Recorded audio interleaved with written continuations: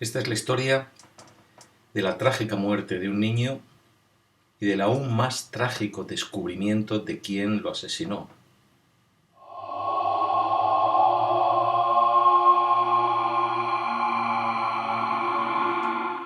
Os voy a sugerir lo que ya os sugerí al comienzo de estas historias, que las veas, que veas esta de noche y a solas en tu habitación.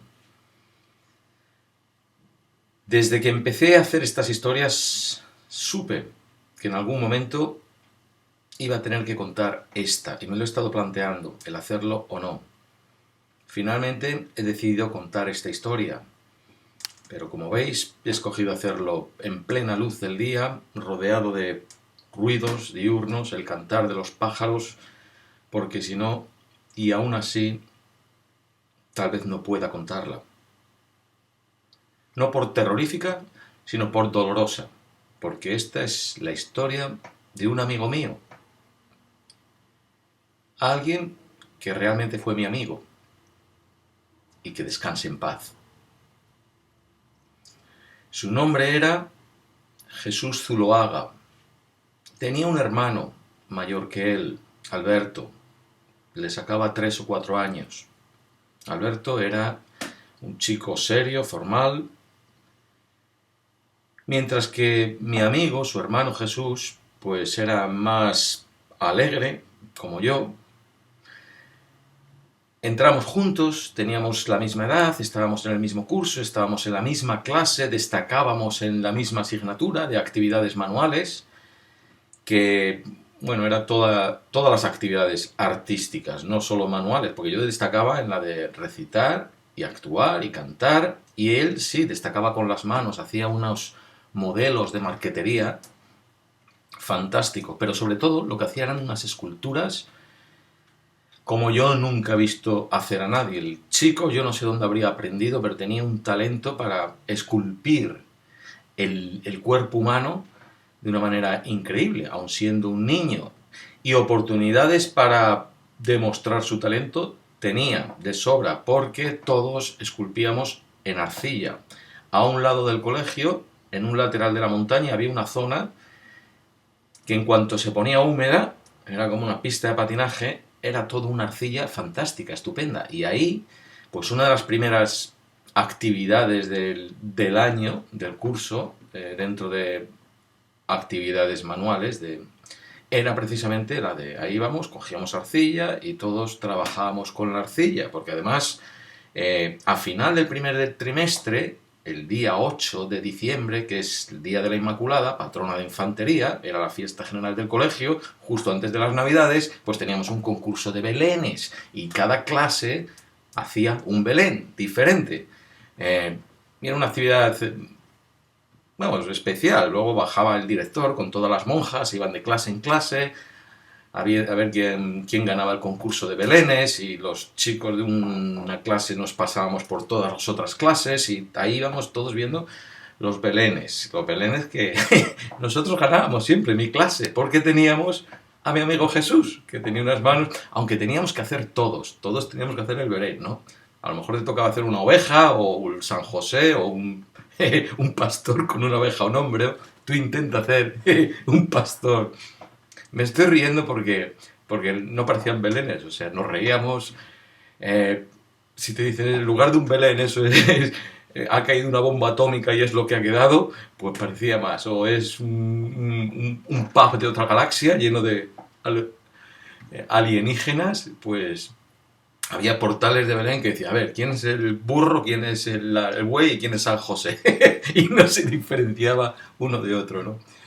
Pues mi amigo Jesús siempre estaba en demanda para que le hiciese gente, para que le hiciesen esculturas de todo tipo. Porque además teníamos un lugar donde teníamos muchas esculturas. Y esto es la segunda cosa que tengo que contarte para ponerte en situación antes de contarte la historia propiamente. Teníamos Villa Escoria. Teníamos un poblado de cabañas que le llamábamos Villa Escoria porque estaba construido principalmente con escorias. Las escorias, el colegio era un edificio grande con una caldera inmensa. No sé lo que metían ahí. carbón, cisco, pero lo que salía eran las escorias, que son unos como adoquines, como unas plataformas así muy rugosas, como de lava, que salen ardiendo. Las sacaban los soldados con palas, las ponían en carretillos y ahí las iban y las tiraban, pues no muy lejos de donde estaba la arcilla, en el mismo lateral del colegio, ahí también por la pendiente, ahí las tiraban todas y teníamos pues como 40 metros de ancho y 20 de profundidad, todo un trozo de ladera de monte que eran todas esas escorias. Las escorias, si las cogías recién tiradas, estaban casi candentes, muy calientes, las podías coger con trapos o palos, llevártela dentro de tu cabaña y eso era como un brasero, o sea, calentaban. Y además también eran muy buenas para construir las paredes de la cabaña, porque eran pues una cosa así, ponías uno encima de otro, encajaba muy bien, y como encima pusieses arcilla y paja y hacías adobe, hacías unas cabañas, teníamos unas cabañas fantásticas, no muy altas, porque éramos todos canijos, no necesitaban ser muy altas, pero ya te digo, con paredes así, poníamos ramas y plásticos, a veces excavábamos un poco el suelo de la cabaña y lo llenábamos todo de paja, entonces entrabas a la cabaña y era como entrar a un colchón de paja y justo por debajo de donde esta pendiente, donde tiraban los soldados las escorias, pues teníamos todo este poblado, que lo veíamos ahí desde la pérgola, desde el parque infantil y era precioso, era una cosa. Alguno de aquellos más mayores que hayáis visto los tebeos de Asterix y Obelix y recordéis la aldea Gala, pues era una cosa así, como la aldea Gala.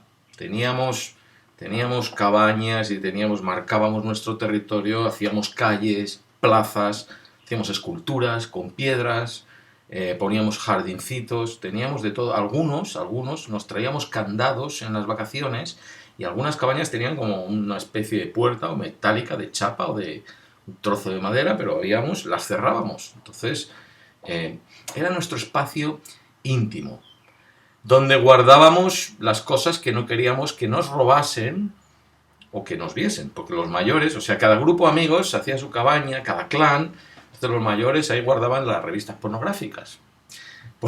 Porque dentro del colegio tenías los armarios y las mesitas y los pupitres vamos, todo, cualquier cosa te los podía mirar una monja. Las mesitas que teníamos eran un cajón de madera, las mesitas de noche, y nosotros mismos nos robábamos los cromos, las canicas por la noche. Entonces, en las cabañas, pues ahí podíamos guardar cosas, porque además nos las respetaban. Ahí los celadores, que eran quienes podían entrar, porque eran los que nos cuidaban fuera del colegio, las monjas ni salían del colegio, nos cuidaban dentro del colegio, porque eran monjas también de clausura, o sea, muy raramente salían del colegio. Los celadores nos respetaban, no husmeaban en las cabañas, nos dejaban. ¿Por qué? Y con esto ya termino de hablar sobre Villa Escoria. Porque en el colegio, que está en Palencia, esto es una ciudad castellana, ya lo dije en otro vídeo, en otra historia, hacía mucho frío, la tierra de las mantas, Palencia, y entrábamos a mediados de septiembre, salíamos a finales de junio, los 9 meses que estábamos en el colegio, 6 de ellos hacía frío, 4 hacía mucho frío. En el colegio, cuando llovía, nevaba, pues no les quedaba más remedio a los celadores, cuando era tiempo de recreo, y hacía muy mal tiempo, de meternos dentro, pero dentro tenía que ser o el salón de actos, que ahí es cuando yo cantaba y tal, o los patios cubiertos o la sala de juegos, pero eran espacios reducidos para 200 críos, con lo cual siempre que estábamos dentro era muy estresante para ellos, para los celadores. A lo mejor había 2 celadores para cuidarnos a 200 niños. Y siempre que estábamos dentro había más peleas, más broncas, más golpes, más accidentes, más piteras, más sangre, más de todo. Con lo cual, siempre que podían, nos tenían fuera. Y podía hacer mucho frío, pero como no estuviese lloviendo, estabas fuera. Con las manos recuerdo que teníamos rajadas del frío, intentando escaparnos, escaparse era meterse dentro del colegio a buscar un radiador. Pero no podías estar dentro del colegio, tenías que estar fuera. Con lo cual, los celadores a veces se metían los 2 en un coche y ahí nos dejaban a todos con un pantalón y un niqui. Con lo cual nos metíamos en las cabañas.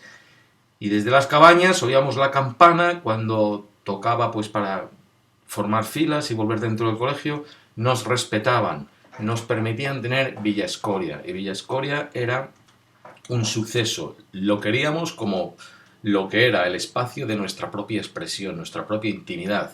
Preferíamos estar metidos dentro de esa cabaña que estar pues en el comedor o en las clases o en cualquier sitio. O sea, era muy importante para nosotros y como tal la decorábamos y como tal mi amigo Jesús estaba siempre haciendo esculturas, esculturas para todo el mundo. Y ahora entenderéis por qué hablo de esto. Porque esas esculturas tienen que ver con las premoniciones. Lo que nunca quisimos creer ninguno, pero Jesús las vio venir. Voy a contar dos incidentes ahora que ocurrieron a los cuales nadie prestamos atención. Para nadie de nosotros significó nada.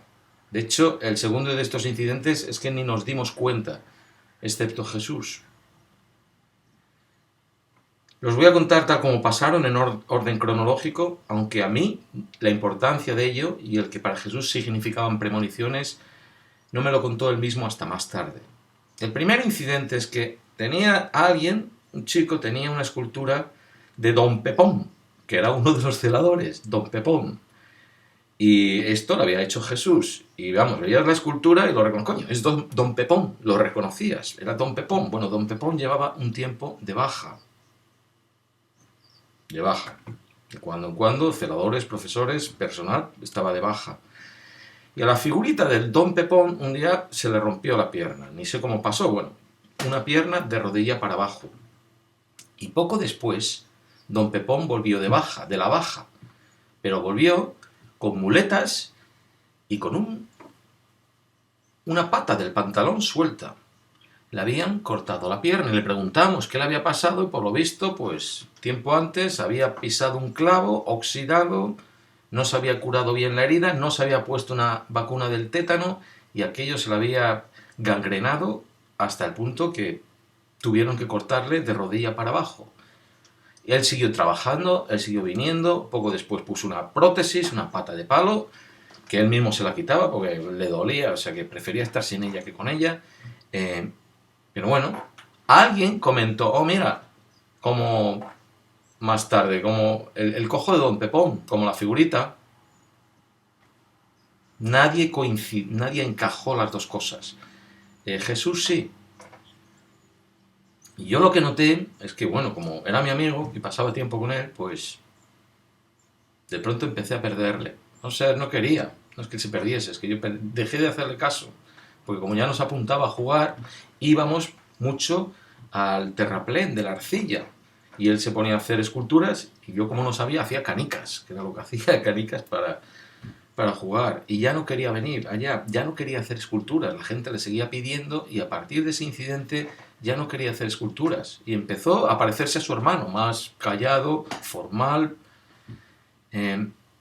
Inmediatamente, poco después, hubo otro incidente, que es que una escultura que también él había hecho, que estaba en lo alto de una cabaña, pues voló en pedazos y encontraron pedacitos por el suelo. Y eso es obviamente alguien había ido con un palo y había, ¡bum!, volado toda la escultura. Era una escultura del Cristo del Otero, que es una escultura popular en Palencia. En Palencia, la ciudad de Palencia tiene una escultura grande del Cristo del Otero. Este es un Cristo, creo que se puede subir hasta la cabeza. Es un poco como el Cristo del Río de Janeiro, pero a lo mejor no tan espectacular. Pero sí, está en lo alto de una colina y desde toda la ciudad de Palencia tú miras y ves el Cristo del Otero. Pues hay réplicas pues por todas partes. Y él había hecho una que habían puesto en lo alto de la entrada de una cabaña. Y esto, pues alguna bronca entre amigos, un grupo había roto la escultura del otro. Lo que no sabíamos... Bueno, voy ahora cuando me contó a mí esto, como que habían sido premoniciones, Jesús. Una noche me levanto a orinar en medio de la noche. Voy para allá y lo que oyes muchas veces, por allí hay alguien que está llorando. sigo al servicio y a la vuelta oigo desconsoladamente. Y pienso, me parece que ese es Jesús, Jesús, Jesús. Me acerco así a oscuras, siento, Jesús, ¿eres tú? ¿Qué te pasa? No, no me pasa nada, no me pasa nada. ¿Has tenido una pesadilla? No, no, no, estoy bien, no pasa nada, déjame. ¿Pero qué te pasa? ¿Por qué estás llorando? Porque me voy a morir. Eso es un mal sueño que has tenido. No, no, me voy a morir. Me va a matar. ¿Pero quién te va a matar? No te lo puedo decir. No puedo. Pero, ¿cómo sabes que te vas a morir? Seguro que es un mal sueño. Que no, no es un mal sueño. Si ya ha habido 2 premoniciones. La tercera será la de mi propia muerte. ¿Qué premoniciones? ¿De qué me hablas? Y me habla de estos incidentes. Del primero, de la figurilla de Don Pepón, del segundo, de la escultura del Cristo de Lotero, que por lo visto, inmediatamente después que es su escultura, la habían roto, su escultura, pero la que tenían estos niños, había habido una tormenta, por lo visto, y en los torreones teníamos pararrayos en los 2 laterales del colegio, y ahí por lo visto había también unas figuras, unas réplicas más grandes del Cristo de Lotero, y una había saltado por los aires. Él decía que se había dado cuenta de eso, que yo ni sabía que había ahí un... Pero, vamos, había habido otra coincidencia y para él era la premonición. Y me dice, y la tercera será la premonición de mi propia muerte. Y me va a matar. Y yo me quedé callado. Ya con las premoniciones era como un poco... Pero él llorando desconsoladamente. Y yo seguro que no es... ¿Has soñado todo esto? Que no, que no. Que sé quién me va a matar. Me dijo que nunca cumpliría 10 años. Y mi cumpleaños es el 24. Y ahí me recorrió un escalofrío. Porque yo sabía que teníamos la misma edad. Habíamos llegado los 2 con 7 años, hacía 2 años al colegio, y yo cumplía los 10 en verano, pero él era más joven y no sé si los cumplía o a los 10 días o en 2 semanas, pero me estaba diciendo que iba a morir en los próximos días. Y le digo, mira, si realmente estás preocupado, se lo decimos mañana a las monjas y llamas a casa y hablas con tus padres y le cuentas todo esto que me estás diciendo. Y me dice, no hagas nada, no digas nada, si da lo mismo. Si mis padres ya lo saben. Lo saben. Sí, se lo he contado, pero no me creen.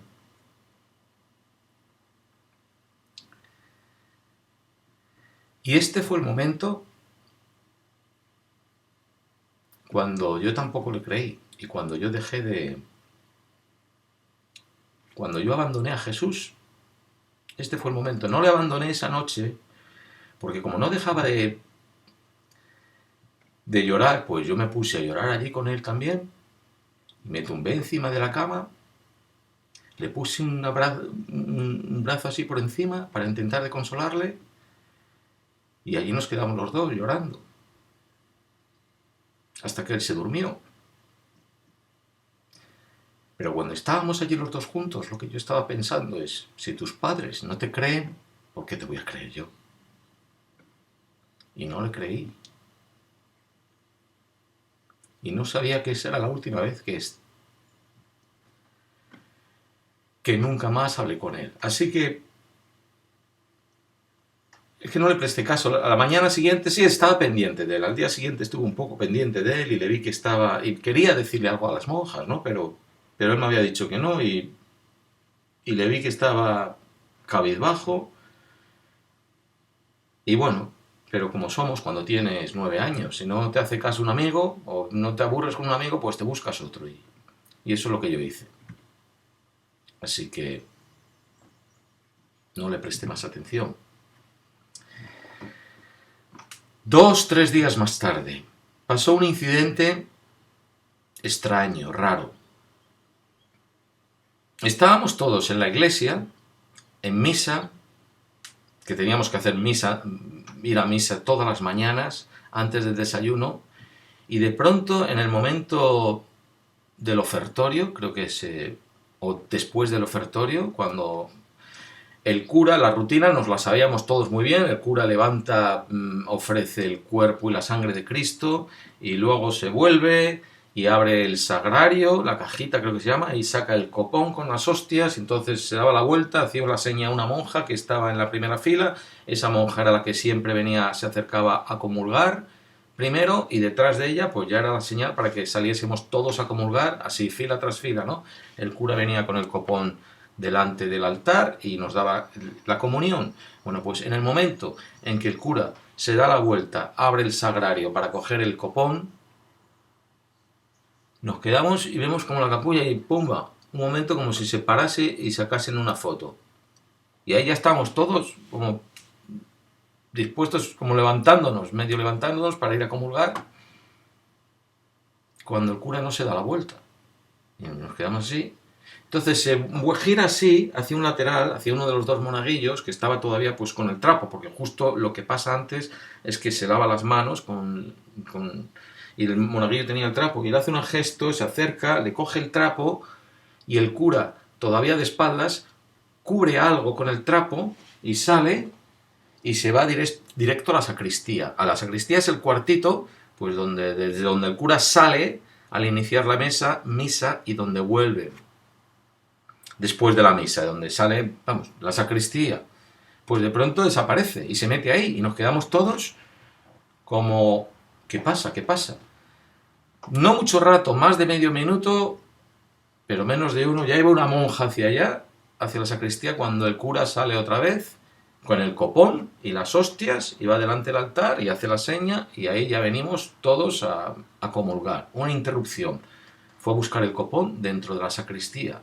Pero claro, el cura había encontrado algo dentro del sagrario. Así que al final de la misa, ahí vamos todos, a los dos monaguillos, a preguntarle qué encontró el cura, qué encontró el cura, qué es lo que tapó con el trapo blanco. Y los dos monaguillos no soltaron, no dijeron absolutamente nada. Y era obvio que el cura les había dicho esto, nada, o si no, castigo severo. No dijeron nada. Voy a hablar algo sobre los monaguillos, porque yo fui monaguillo y era un momento especial. Muchos queríamos ser monaguillos porque los que lo éramos una semana cada trimestre. Y esa semana, pues era un poco especial, porque pues por las mañanas tenías que lavarte más rápido y tenías media hora antes, podías entrar a la iglesia. Si no, no podías entrar a la iglesia como crío, estudiante, pues más que los momentos que te llevaban, misa y rosario diario.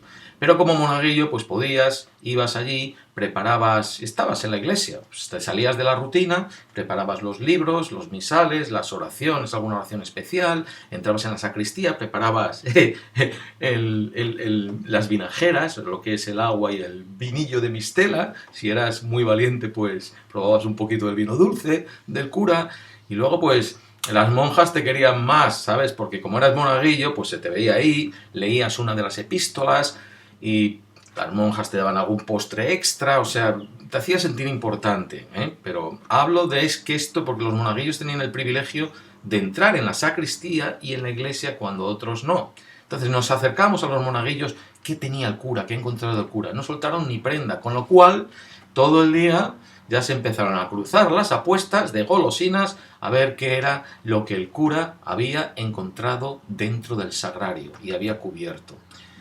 Nunca se supo nada. Por la noche, la versión más oficial era que lo que había encontrado era un sapo, el diablo en forma de sapo. Tal era la fantasía que teníamos, ¿no?, de nuestros críos, pero no se supo nada. No sé si fue al día siguiente o a los 2 días, o el mismo día incluso, no, creo que fue al día siguiente, otro incidente, también relacionado con la capilla.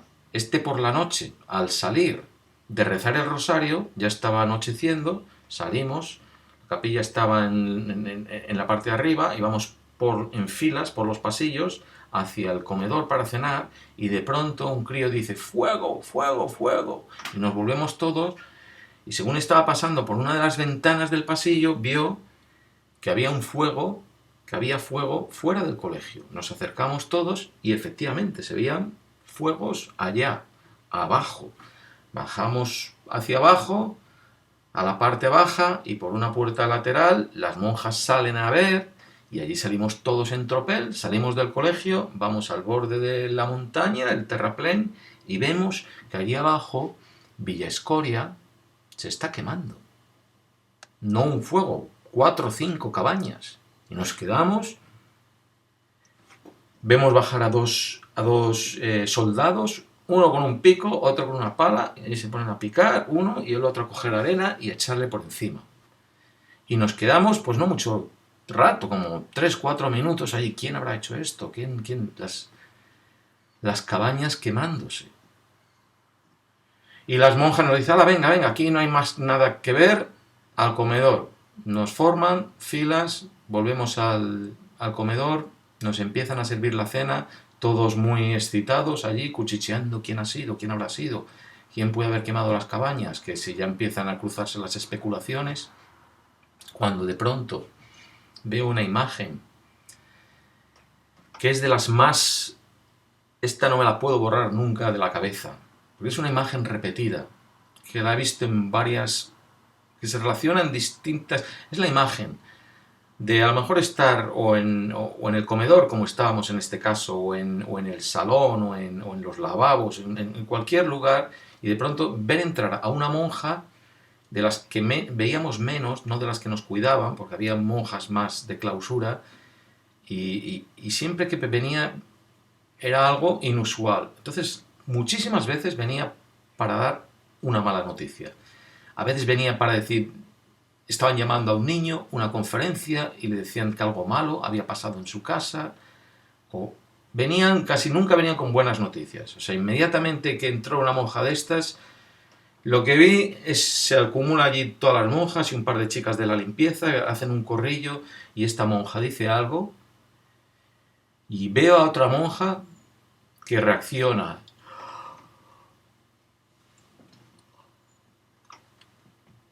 Y se pone a llorar. E inmediatamente hay otra monja que coge a esta y la saca del comedor, fuera, para que no nos alarmemos. Pero la alarma ya estaba allí, ya nos quedamos todos con los pelos, con la piel de gallina, como la tengo ahora. Porque ya sabíamos que algo grave había pasado. Y el resto de las monjas intentando lívidas, blancas. Y va una de ellas, se dirige hasta el final del comedor, ve algo, vuelve, coge la campana, ting, ting, ting, ting, ting, silencio absoluto, era cuando nos querían dar un mensaje, y nos dice, ¿alguien ha visto a Alberto Zuloaga? ¿Alguien sabe dónde está Alberto Zuloaga? Todos nos volvemos hacia la mesa de Alberto Zuloaga y allí la silla vacía. E inmediatamente yo miro hacia la mesa de mi amigo, que estaba más cerca porque éramos del mismo curso, hacia la mesa de Jesús. Y lo que veo es que Jesús tampoco está ahí, y la silla está vacía, y los dos faltaban. Y ya empiezan, los dos faltan, los dos hermanos faltan, no están. Y no nos habíamos dado cuenta porque tampoco era raro, siempre había 4, 5, 6, 7 sitios vacíos.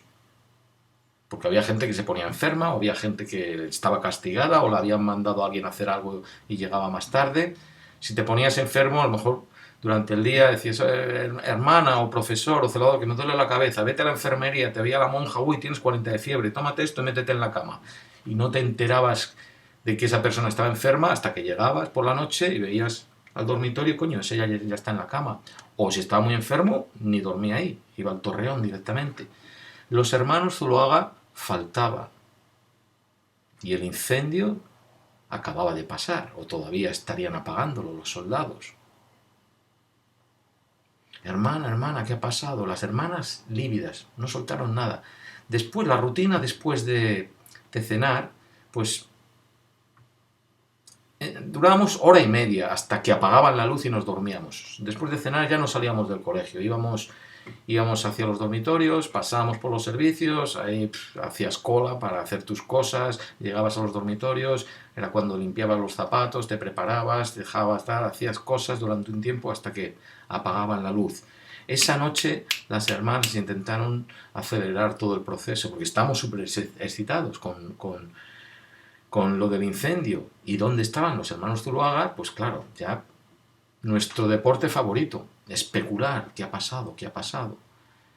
Nos dormimos con ya he dicho otras veces que había muchos que se escapaban, ¿no? Había niños que cuando se cansaban de algo y querían volverse a casa, se iban hasta la carretera nacional Burgos-Valladolid, que estaba a 1 kilómetro del colegio, y por ahí empezaban a caminar. Y por ahí iban luego los soldados y los encontraban, ¿no? O media hora o 2 horas más tarde, depende de cuándo. Pues esto, han prendido fuego a las cabañas los hermanos y se han escapado. Y yo dije, pues sí, porque ya veía cómo estaba Jesús, dije, no, lo está pasando mal, y el hermano mayor siempre ha sido un chico pues serio, formal, han prendido fuego y se han escapado. Y eso es lo que pensamos. Al día siguiente, pensamos que cuando despertásemos íbamos a encontrar a los hermanos, porque durante las noches los encontrarían y les meterían en la cama, pero a la mañana siguiente no estaban en las camas. Y durante el día, pues igual, los habrán encontrado, que no los han encontrado todavía, que sí, que los han encontrado, pero los han llevado a no sé qué, que cuando volvimos al día siguiente por la noche al dormitorio, los colchones estaban doblados. Teníamos colchones de lana que se doblaban, se deshace la cama y veías el colchón vacío y doblado, significaba que el alumno ya no estaba. Su armario, su mesilla de ambos hermanos estaban vacías. Habían desaparecido, se los habían llevado, los han expulsado. Un poco duro, pero como han quemado las cabañas, los han expulsado a los dos. Normalmente cuando iban a expulsar a alguien, que lo hacían, pues tardaban unos días, tenía que deliberar el coronel, pero no expulsaban a mucha gente. Y no supimos de ellos, no supimos de los hermanos Zuloaga durante un tiempo y los olvidamos. Los olvidamos inmediatamente porque además coincidió que poco después, unos días más tarde, llegaron otros 2 hermanos, que había bastantes parejas de hermanos en el colegio, y a esos 2 hermanos les dieron esas camas. Llegaban, niños se iban y llegaban en mitad de trimestre, era normal, porque era un colegio para hijos de militares, los militares los cambiaban de destino y niños llegaban. Total, con la excitación de la llegada de los nuevos hermanos, los hermanos Zuloaga, como que nadie nos acordamos. Hasta que, todavía en el mismo trimestre, pero ya semanas más tarde, surge una versión de lo que había pasado, del incendio, tan horrible, que muchos no la creyeron, o prefirieron no creerla. Y además, la fuente tampoco era como que había llegado, porque nos enteramos porque le había contado un soldado de los que había apagado el incendio a una chica de la limpieza con la que estaría aliada, y la chica le había contado a uno de los niños y el niño nos contó. Y nos contó lo que nos contó el soldado, que Alberto Zuloaga, el hermano mayor, sí, lo habían encontrado caminando por la carretera cubierto de humo. Negro, vamos, negro. O sea que o había hecho el incendio o había estado por allí. Pero el hermano pequeño, mi amigo Jesús, lo habían encontrado dentro de una de las cabañas, carbonizado, calcinado. Y no le habíamos oído gritar ni nada. Y esa cabaña estaba cerrada con un candado por fuera, la habían encerrado.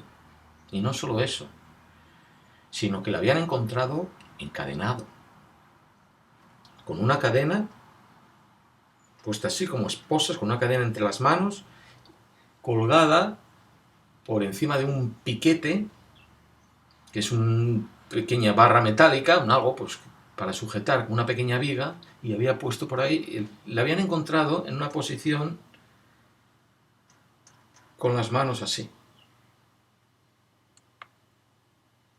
y con las piernas un poco encogidas, como un embrión, un poco en posición fetal, y así le habían encontrado carbonizado. Y había muerto rápido, porque esta era una de las cabañas que tenía lecho de paja entero, o sea que se había quemado súper rápido, como en una cuna. Nadie lo oyó gritar. Y ya digo, mucha gente dijo, no, eso no es cierto, eso no es cierto, y no lo podíamos comprobar. No lo pudimos comprobar hasta el mismísimo último momento de ese trimestre, cuando ya nos metieron a todos, llegaba la vacación, nos metieron a todos en el tren, que nos íbamos del colegio, íbamos a Quintana del Puente, que era el pueblo que estaba a 6 kilómetros, y no era un pueblo de nada, pero tenía la estación, nos metían ahí a todos en un tren que nos llevaba hasta Medina del Campo, que era una estación más grande, y ahí ya nos dividíamos según a qué parte de España fueses en distintos trenes. Pero ese primer tramo, esa primera hora y pico que hacíamos en tren, lo hacíamos todos juntos, y ahí un niño se puso a llorar desconsoladamente y nos contó lo que otros al principio era tan horrible que tampoco quisieron creer, pero lo que yo reconocí como la tercera premonición de Jesús, a la que Jesús había hecho referencia, la que marcaba su muerte. Este niño era el monaguillo, uno de los dos monaguillos que había atendido al cura cuando el día aquel que había encontrado algo en el sagrario. Y cuando acabó la misa y los monaguillos volvieron a la sacristía, este monaguillo vio lo que el cura había encontrado. Lo que había encontrado el cura dentro del sagrario era una figura del niño Jesús calcinada, carbonizada. Dentro de la sacristía había una figura que todos conocíamos muy bien, que era la figura del niño Jesús en un pesebre, una cunita de paja. Y esa figura nos la sacaban muchas veces, la veíamos a la entrada de la iglesia, pues el día del Domum o las Navidades, y todos le habíamos besado los pies al niño Jesús.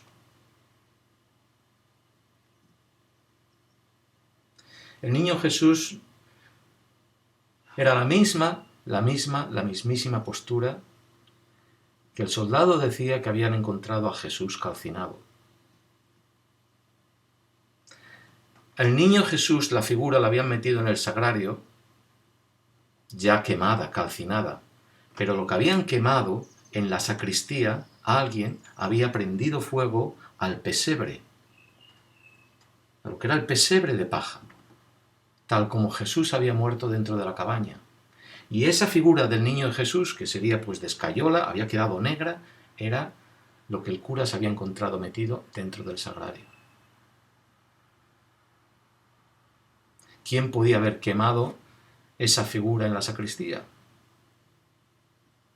En la capilla, solo en la sacristía, solo entraba el cura, las monjas, alguna monja y los monaguillos. ¿Quién había sido el monaguillo durante esta semana junto con el monaguillo que nos estaba contando la historia? ¿Quién había sido el otro monaguillo? Alberto Zuloaga. En la cabaña donde mi amigo Jesús fue calcinado, era una cabaña de los mayores. ¿Quién tenía la llave del candado de esa puerta? Alberto Zuloaga.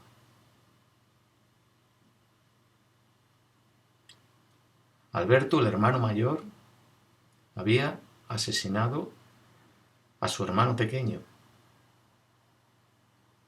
Y lo había hecho cuando dijo, antes de que cumpliese 10 años. Jesús lo sabía, Jesús lo vio venir, Jesús me lo contó a mí y yo no pude hacer nada. la próxima.